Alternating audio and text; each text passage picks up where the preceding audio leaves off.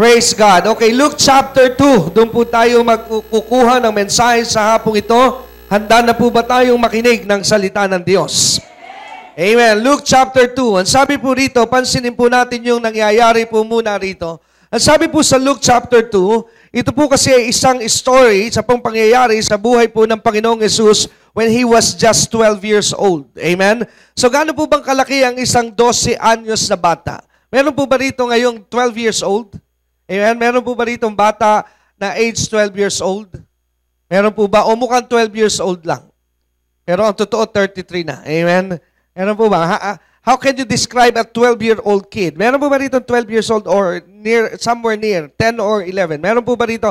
Gusto ko lamang po makuha yung ating attention, gaano kalaki si Jesus when these things happen. Ano po? Meron po ba rito between 10 to 12 years old na bata? Meron? Wala po. Meron po isa? Ayun, palakpakan po natin. Ayan, si Jasper. Tama po ba? So, ganyan po halos kalaki. Eksakto, 12? 12 years old. Thank you. So, makita po natin. So, maybe we will have now an idea kung gaano kalaki at ilang taon ang Panginoong Yesus nung nangyari po ito. He was just 12 years old. Amen? Kagaya po ng ating kapatid na umaawit sa Panginoon, 12 years old, batang-bata. Amen? Ngayon, pansinin po natin na mayroon po kasing custom. Ang sabi po ng verse 41 sa Luke chapter 2, ang sabi po, let me just read it for you. Ang sabi po, now his parents. So, sino po ang parents ni Jesus? It was Mary and Joseph. Ang sabi po rito, Mary and Joseph, the parents of Jesus, went to Jerusalem. So, pumunta po ang mga magulang ni Jesus sa Jerusalem at pumupunta po sila doon how many times in a year? Ang sabi po rito, every year. Or in other words, once a year. Bakit po pumupunta ang pamilya ni Jesus sa Jerusalem every year? Sabi po ng Bible, verse 41, to celebrate or to participate dun po sa tinatawag na feast of the Passover. Amen? Lagyan ko rin po kayo ng kaunting idea just to drop this information into your minds na sa ating pong mga panahon, iba-iba po kasi ang New Year sa planetang ito. Sa atin po, like us as Filipino, we celebrate the New Year at midnight of December 31. Tama po ba? Yun po yung ating New Year. Pero ang Chinese calendar po, ang kanila pong bagong taon is a little different sa ating po New Year. Kailan po ang New Year ng Chinese? February. At best friend po natin ngayon ng China. Amen? So sila po ngayon ang ating malapit na kaibigan. Amen? So, mapapansin po natin na kanila naman pong New Year ay kailan po? Nagpo-fall po ito ng somewhere first week ng February, tama po ba? Or last week ng January. But do you know that the New Year for the Jewish people is also different? Ang New Year po nila ay kung kailan po tayo nagse-celebrate naman ng mahal na araw.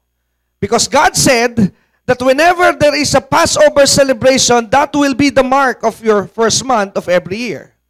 Amen? Kung kayo po'y pamilyar doon sa story sa Book of Exodus, nung sila Moses po and the rest of the Israelites were inside Egypt, sila po ay tinulungan doon ng Diyos sa kamay po ng paraon. Pero hindi po ito naging madali. At ang pinakahuli po na salot na pinadala ng Diyos sa lupain ng Ehipto ay yung tinatawag na death of the firstborn. I don't know if you are familiar with this story, pero yung pong kamatayan ng mga panganay na anak, panganay na everything that will be the firstborn will die. Sabi po ng Diyos. Pero sabi ng Panginoon kay Moses, tell my people, sabihin mo sa aking bayan, that in order for them to escape this curse, they are to kill a lamb. And once they kill the lamb, they need to get the blood. And when they have the blood, they have to put the blood at the doorpost of every household and family of the Jewish. And when the death angel passed through your house and he saw the blood, he will pass by your house and you will never be hurt. So alam niyo po ba na yun ay may connection sa pagdating po ni Jesus? The lamb represents Jesus, the blood represents His blood. So, pinakita po ron that when there is a crisis in the land, everybody will be affected. But if your family have Jesus, and the blood of the lamb is in your house, your family will be spared. Hello? Kaya pinakita po ng Diyos ang kanyang kapangyarihan nung panahong yon, at nung dumating na yung araw na yon, dumating po yung sinabi ng Diyos, death angel came to the land of Egypt. And when that death angel passed through the streets, nung gabi pong yon, tahimik ang gabi, pero nagkaroon po ng mga maingay na pag-iyak sa bawat tahanan. Bakit po nagkaroon ng maingay na pag-iyak sa bawat tahanan? Because sa mga bahay po ng mga Egyptian, na hindi po narinig at binigyan ng instruction ng Diyos about the lamb, namatay po ang lahat ng mga panganay. At yun po yung naging turning point para po magbago ang puso at isipan ng paraon, at doon po nagpasya ang paraon na palayasin na sa kanilang lupain ng mga Israelita. But God said something to Moses. Tell my people, ang sabi ng Diyos kay Moses, that I want you to mark this day. Nais ko natandaan mo ang araw na ito. At itong araw na ito, tuwing sasapit ang panahon na kagaya na ito, this will be the mark that you are having a new year in your life. Amen? Kaya sabi ng Panginoon, the first month of your every year will be a Passover ceremony and a Passover feast for the Jewish people. Kaya marami rin pong Kristiyano rito sa Pilipinas, hindi po nila alam bakit ba tayo may mahal na araw. Because the Jews are celebrating their New Year. Amen? Just in case you do not know. Kaya nga po, mahirap po nating sabihin. Kaya pala, doon ko lamang po nakita yung isa ring logical idea kung bakit ang sabi ng Diyos, I cannot tell you what time, what day, what month, what hour would I come. Dahil iba-iba ang oras sa bawat bansa. Iba-iba rin ang ating kalendaryo. So which month? Amen? So if I tell you I will come on May 15, May 15 of what? May 15 of the Philippines, May 15 po, hindi po May 15 ata ngayon sa US. Amen? Kung May 15 po, amen, nakukuha po natin yung idea. Now, pansinin po natin ito. Now, ating unawain na sabi po dito, every year, this is the custom. This is the tradition of the Jew. They go to Jerusalem to celebrate the Passover.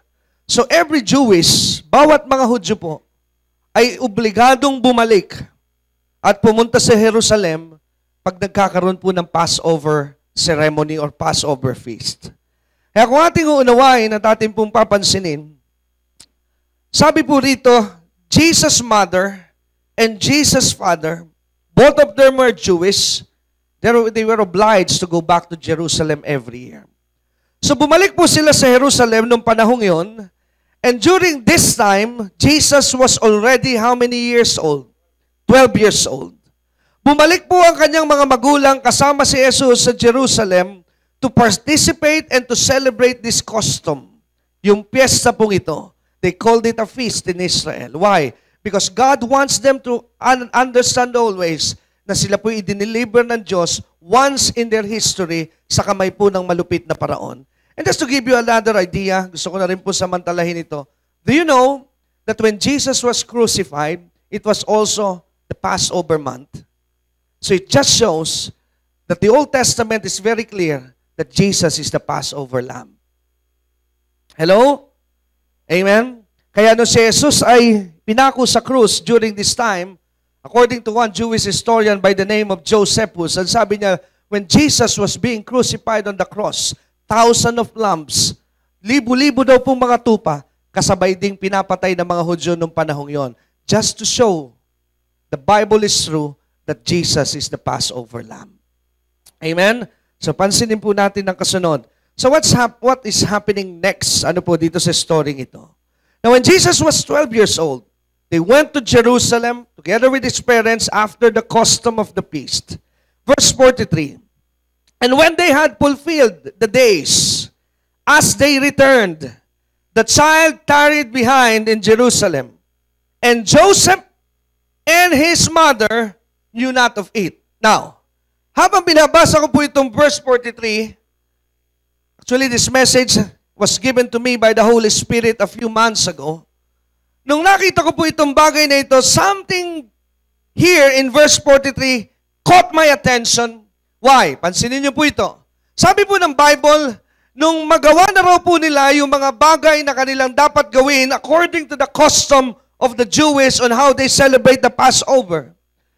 Nung sila po ay pauwi na, when they returned, when Joseph and Mary were returning back to where they came from.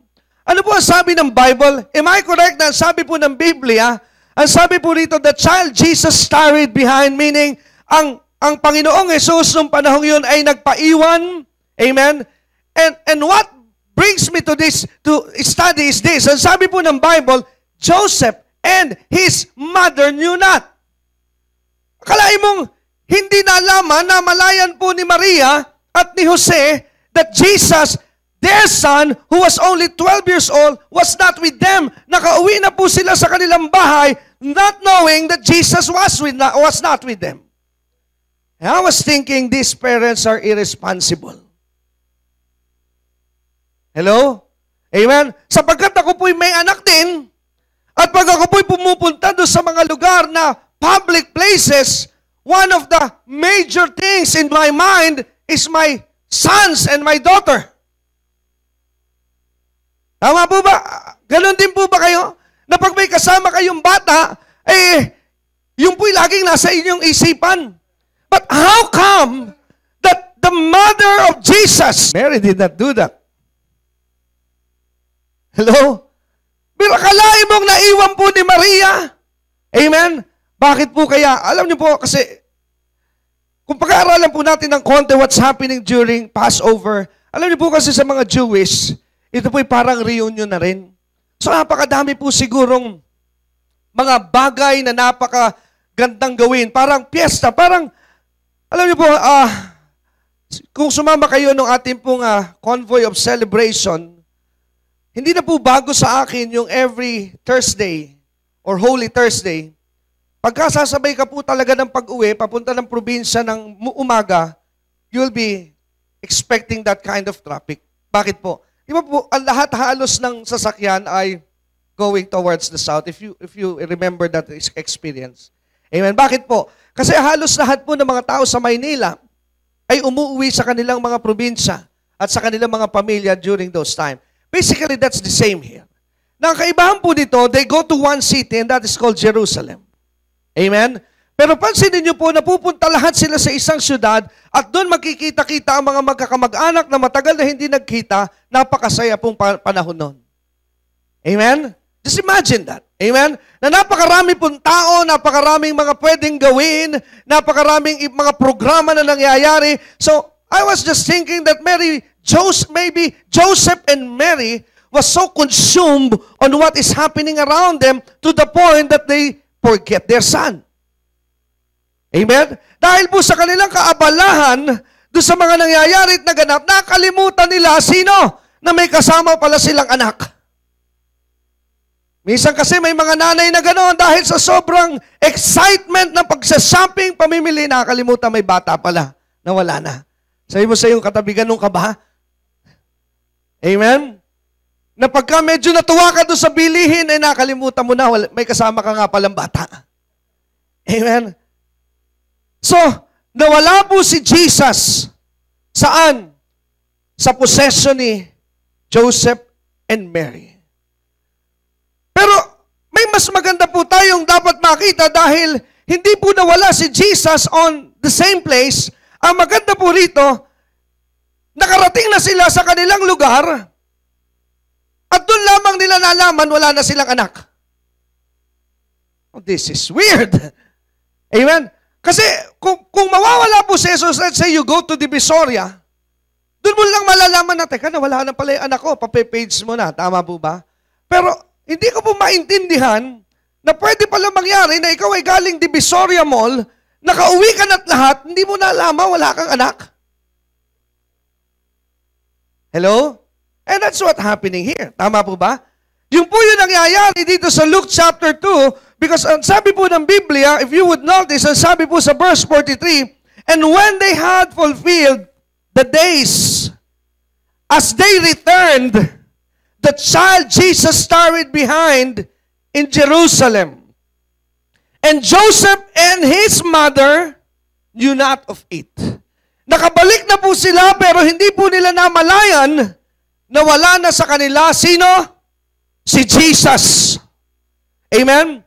So, what could be the reason kung ano pong pwede maging dahilan kung bakit ang isang magulang ay makalilimot at pwede niyang malimutan na may kasama siyang anak nung panahon iyon.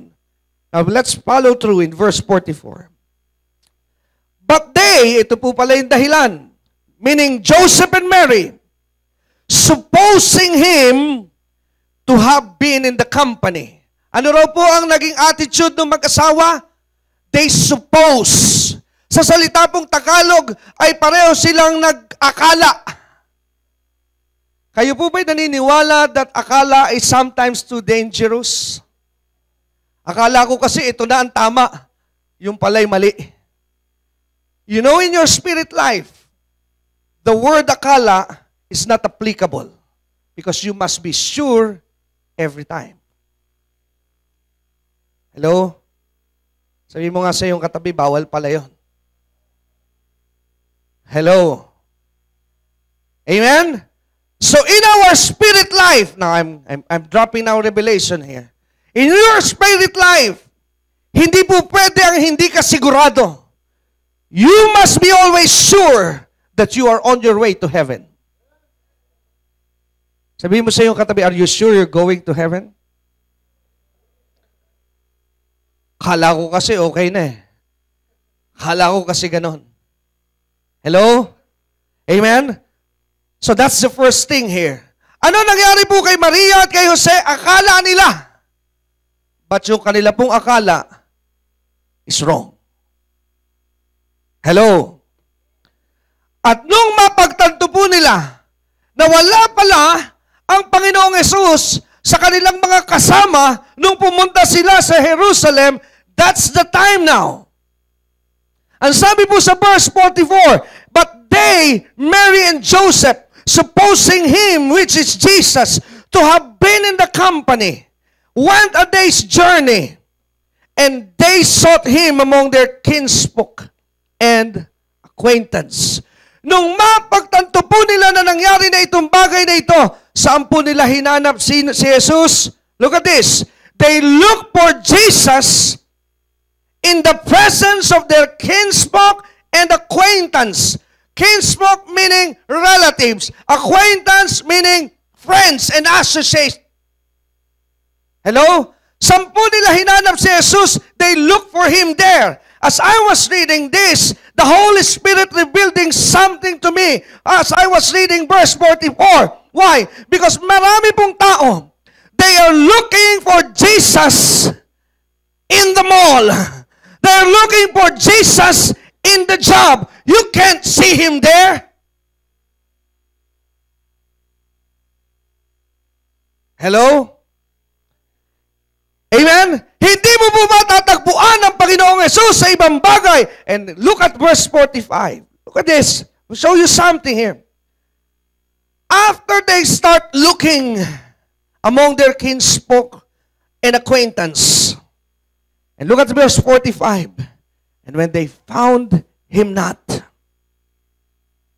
nung hindi po nila masumpungan ang Panginoong Yesus sa mga lugar na inakala nilang naandun siya, that's the time that they turned their backs again to Jerusalem seeking him. Look at this. Pansinin niyo po ito. May mga tao po na inakala nila na ang kapayapaan ay nasa presensya ng kanilang mga kamag-anak. That their joy will be in the presence and in the company of their friends. And so many times, they spend a lot of times na hinahanap nila ang kanila security, peace, joy, and everything in their relatives and in their friends. Pero dumating sa punto na napagtanto nila, mukhang wala rito ang hinahanap namin. And that's the time they go back to Jerusalem. And that's the time you go back to God. Hello?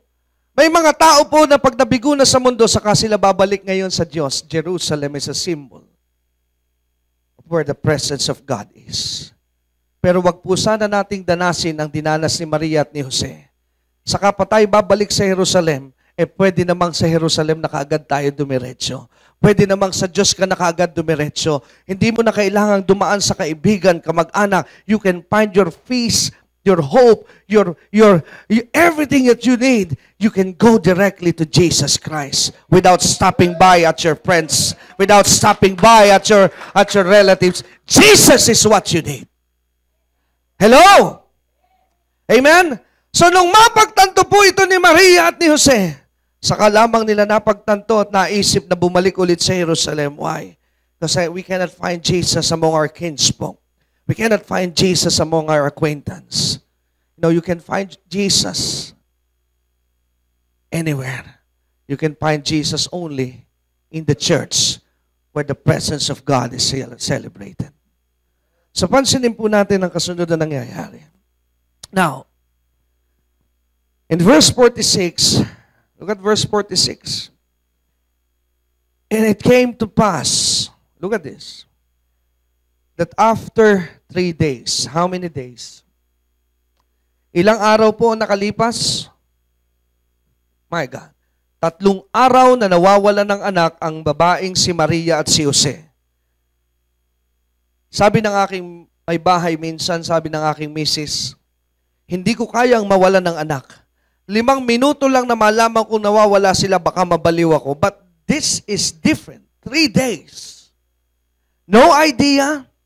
Wala silang kamalay-malay kung nasaan sino? Si Jesus. Amen?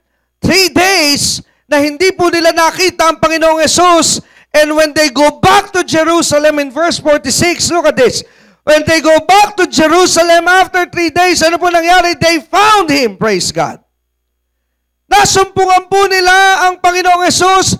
He was there, and where Jesus was, He was in the temple. Amen?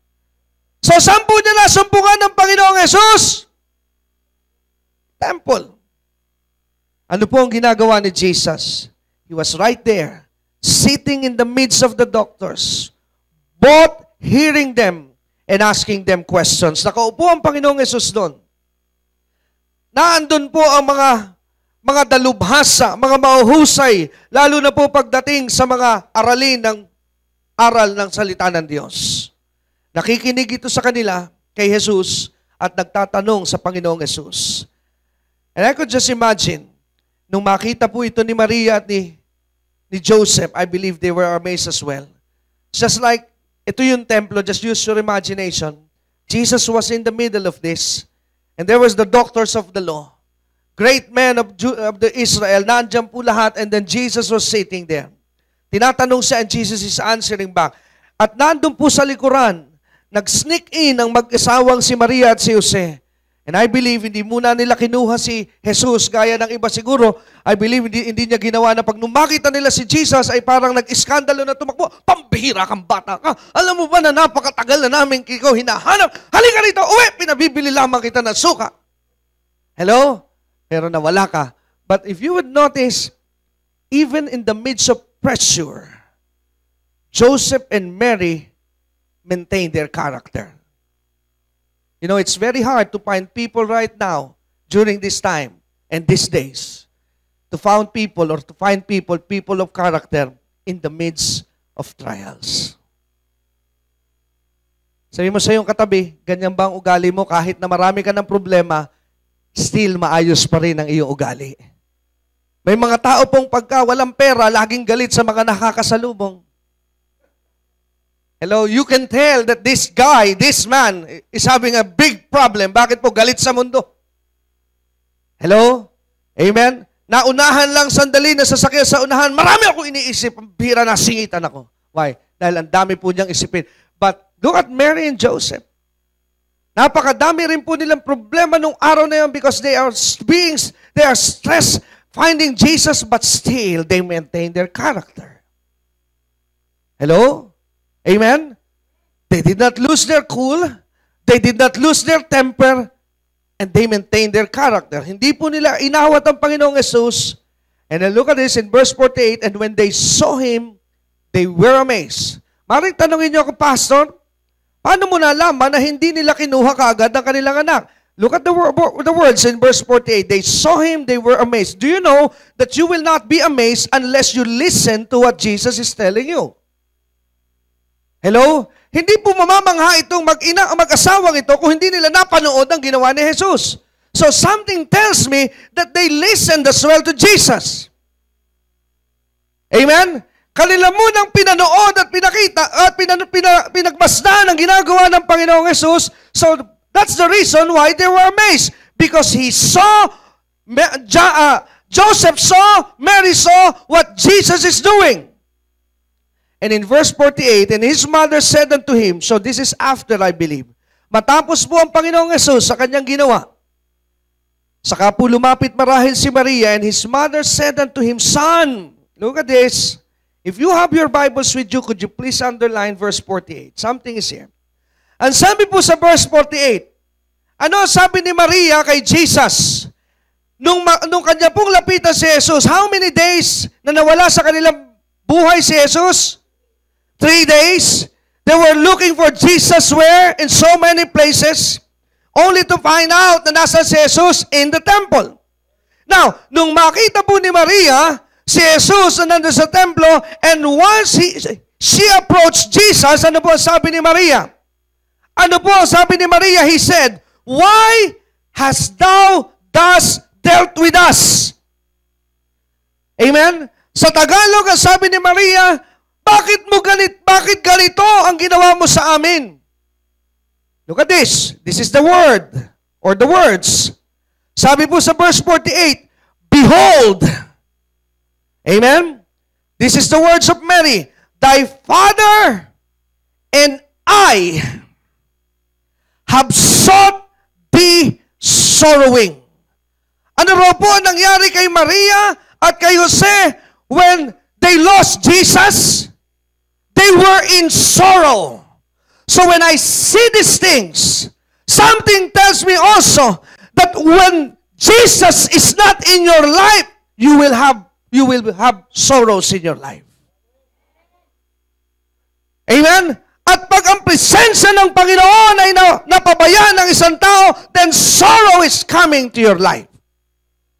Bakit po dumating sa punto ng buhay ni Maria at ni Jose that they were in the state of being sorrow? Because they lost the boy. Because they lost Jesus. Kaya napagtanto ko po ang mensaheng narito sa Luke chapter 2, don't lose the boy. Don't lose the presence of Jesus. Even if you are in the midst of your busy schedules, huwag mo pong kakalimutan ang Diyos. Tapos na naman po ang ating palatuntunan at nais po naming makarinig mula sa inyo. Maaari po kayo sumulat sa P.O. Box 4135 Manila o mag-text sa mga numero na nakikita nyo sa ating screen o tumawag sa mga telepono na inyo pong nakikita din sa ating mga screen at handa po kaming makarinig mula sa inyo ng patotoo ng pagpapala at biyaya at tagumpay. At kung kayo po ay napagpala sa palatuntunan ito, maaari nyo pong ipadala ang inyong mga kaloob sa iba't ibang sangay ng Bangko de Oro sa buong Pilipinas at maihatid ang mabuting balita sa lahat ng panig ng bansang Pilipinas. At kung kayo po ay wala pang dinadaluhang panlingguhang gawain, inaanyayahan po namin kayo sa 2nd floor, Medicor Building, Ortigas Avenue, Green Hills, San Juan, alas 9:30 ng umaga at alas 4:30 ng hapon. Lahat po ay welcome sa gawain ito. At tuwing araw ng Biyernes, meron po tayong Night of Revival sa ganap na alas 6 ng gabi. Dito rin po sa Green Hills, San Juan. Magsama-sama tayo sa palatuntunan ito sa ganito rin pong oras at patuloy ninyong maranasan ang biyaya at kasapatan ng ating Panginoon, and it's always a great day to live.